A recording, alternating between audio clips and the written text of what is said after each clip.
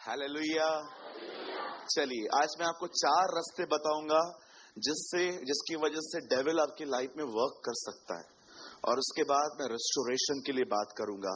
परमेश्वर वो परमेश्वर नहीं होता जो आपको सिर्फ बता दे कि आप बर्बाद हो, वो तो वो है जो आबाद करता है। आमेन। आइए सब सामने देखिए, ब्रदर वर्ड लगाइए, इफिसियों की किताब 4 अध्याय उसका 27वां वचन। ये हमारा थीम वर्ड है आज का। आइए, बहुत छोटा सा वर्ड है ये। द बाइबल सेज शैतान को अवसर न दो। 4, neither give place to the devil। आज है ना, उसके सारे दरवाजे बंद करो, एक ही दरवाजा खुला रहने दो। एंड यू नो, यीशु ने कहा द्वार मैं हूं। आमेन। आइए, सबसे पहले वो कहां से आता है मैं आपको बताता हूं। किल करने, डिस्ट्रॉय करने, सबसे पहली चीज। आइए सब ध्यान दीजिए, अगर आप चाहते हैं कि शैतान आपके जीवन से दूर रहे, तो पहली चीज, जो भी आपको पता है ये सही नहीं है लेकिन आप कर रहे हो, वो बंद करो। Don't walk in the spirit of disobedience. आपको पता है ना क्या सही है, वो करो।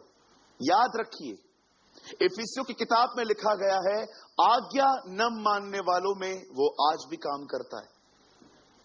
आई डोंट नो आप में से कितने लोग, सुनिए, सब वचन आप मत खोलिए, मैं नहीं चाहता हूं आप डिस्ट्रैक्टिंग। ब्रदर एक वर्ड लगाइए, 2:1 एफिशिएंस।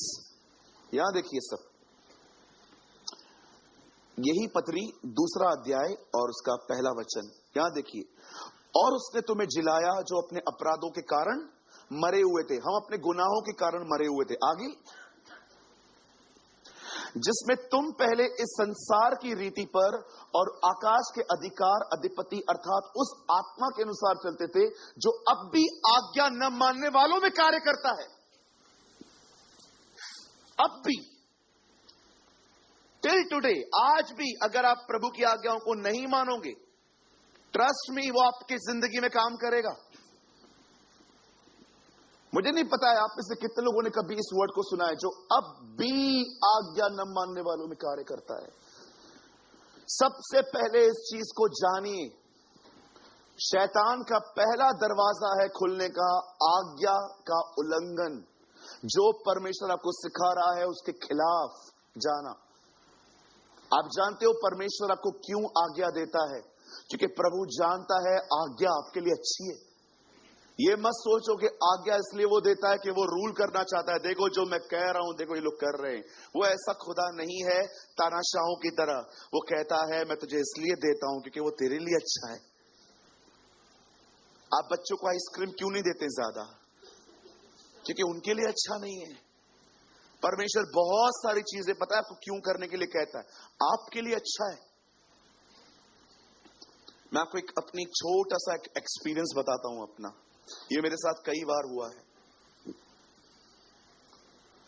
आप है ना, मेरा कितना भी विरोध कर लो, आप मेरे कितने भी अगेंस्ट में बातें कर लो, मैं आपके लिए मुंह भी नहीं खोलूंगा कभी।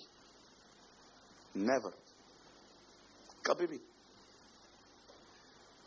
मुझे परमेश्वर ने हमेशा कहा है, कभी भी तू देख रहा है ना कोई तेरे अगेंस्ट में है, चाहे तेरी सेवकाई को लेकर, तेरी मिनिस्ट्री को लेकर या किसी भी चीज को लेकर, कुछ मत बोला कर, शांत रहा कर।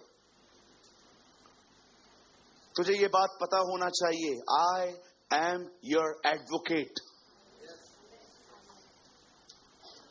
आई डोंट नो आप में से कितने लोग ये बात जानते हैं। भैया केजीवी है क्या आपके पास?